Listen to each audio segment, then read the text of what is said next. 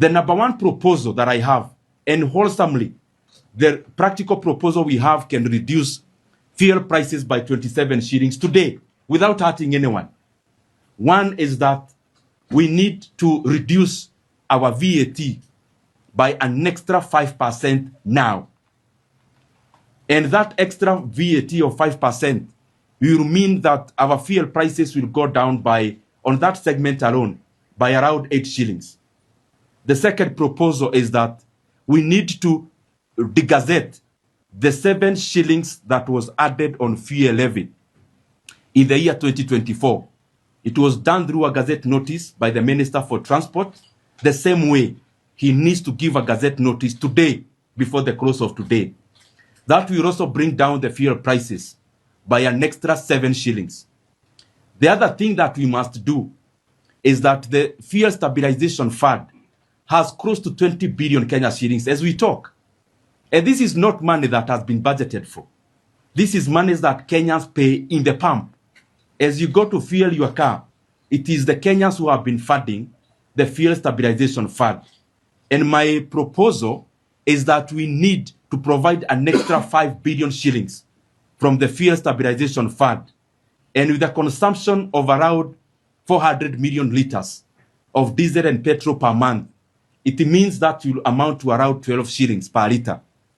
Adding those three elements, specifically reducing VAT by an extra 5%, that gives an extra reprieve of around 8 shillings, reducing fuel levy by around 7 shillings, and also offering an additional subsidy of 5 billion shillings from fuel stabilization fund.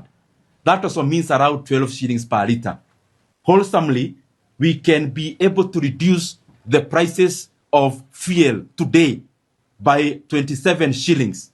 And what that is likely to do is that we are going to arrest the very many spiraling effects that will happen starting today out of the reckless decision that was made by government yesterday. And Kenyans need to realize this. The proposals I have given, I'm not even requesting the government to do anything. Kenyans are just saying, take back the levies and taxes where you got them. That's what the people of Kenya are saying. The additional 8% VAT was added by this regime in 2023. The additional 7 shillings in fuel levy was added by this regime in the year 2024. The money that is coming from fuel stabilization fund. It is not money that they have generated. It is money that has been contributed by the Kenyan people in the last several months. So what we are asking is simple. Just take the levies and taxes where you got them. And if that happens, Kenyans are not going to pay more in the pump as it happened yesterday. So Kenyans are not requesting the government to do anything. They are just demanding that the government takes the taxation and levies to the level they got them. If they only do that, there is reprieve in the pump as the starting point.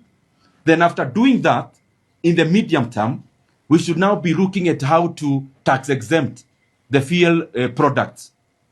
We at least take our VAT to zero in the intermediate period. Because the issue we are dealing with is not long term. How we saw even during the Russia and Ukraine issue is that this issue doesn't take too long. There is already solutions being floated globally. And therefore, we may push this cost to the Kenyan people, then we end up hurting our economy for the rest of the year. I don't think we need to do that. Kenya has resources to be able to arrest this matter when we can arrest it. I request those who are concerned. This is not the time to chest dump and show Kenyans who knows what more than who. It is the time to present credible solutions to the issue that is the Kenyans are grappling with today. The other issue that Kenyans must be aware of, just look at your data and you'll see that global oil prices were at a higher price in the year 2022 than they are now. Actually, in May of 2022, a barrel of oil topped around $115 per barrel.